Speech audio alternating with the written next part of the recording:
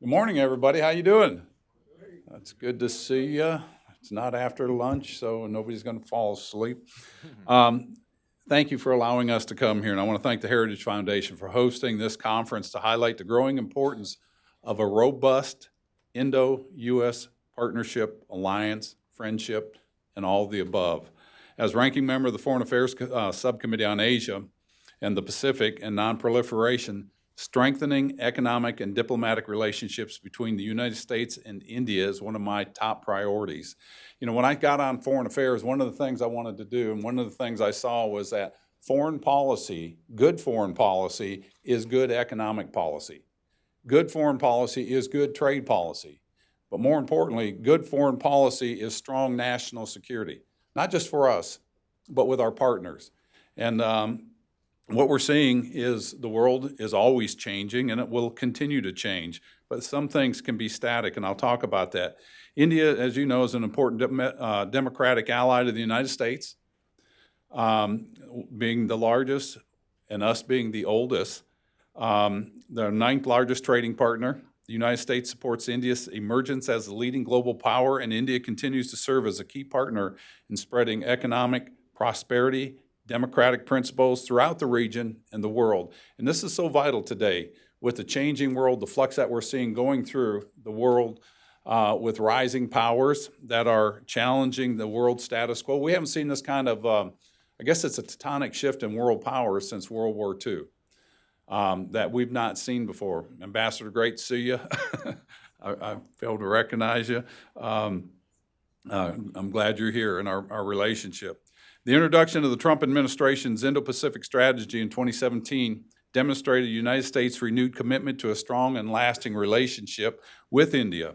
The rise of India as a commercial powerhouse, and you are, and a democratic leader makes India an important player in achieving a free and open Indo-Pacific. And over the next decade and beyond, our two countries must work together to counter authoritarian aggression, encourage the free flow of trade, and protect freedom and liberties around the world. And I want to pivot back to what I was saying about the growing powers that are coming. And we're seeing challenges. We're seeing claims, false claims made to the South China Sea by a country that feels fit to take over and control those lanes. This is something that we need to work together. And I talk to our manufacturers over and over again, and they talk about the market in China, how important it is. It's 1.3 billion people. Yes, it is.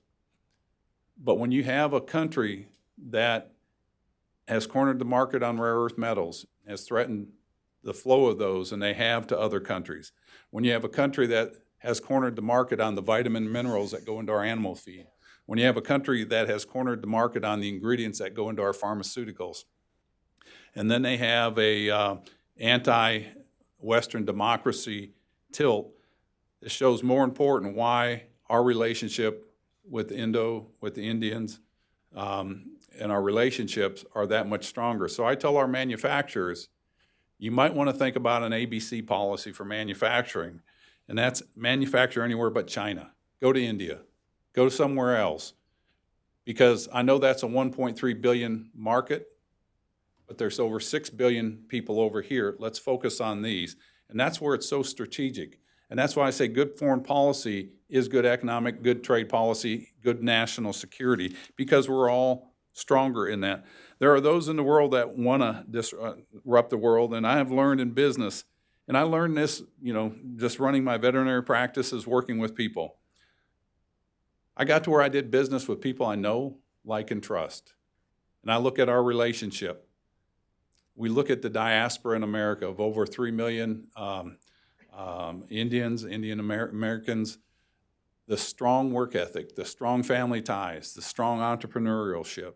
And I love the competition because the Indians are strong entrepreneurs, and they believe in capitalism and the things that it can reward to a society. India also has strong ties here in America, and our strong people-to-people ties will continue to strengthen as we promote our common values, rule of law, and democratic ideals. The one thing we know certain is change. It's inevitable. It's like water in a river. You can't stay still in the same spot without treading at least at the speed of the current. But some things must stay solid, and that is our relationship, our foundational principles, our values, our friendships, and the democratic values that we hold dearer that make that relationship stronger.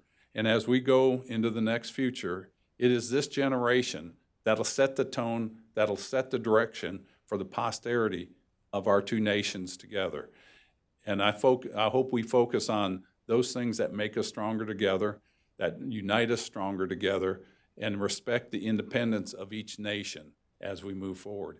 And so with that, I just want to tell you how much I appreciate you being here, our relationship, and I look forward to having further dialogues. I appreciate the Heritage Foundation for allowing me to come over, and you guys have a wonderful rest of your day and your seminar. Thank you.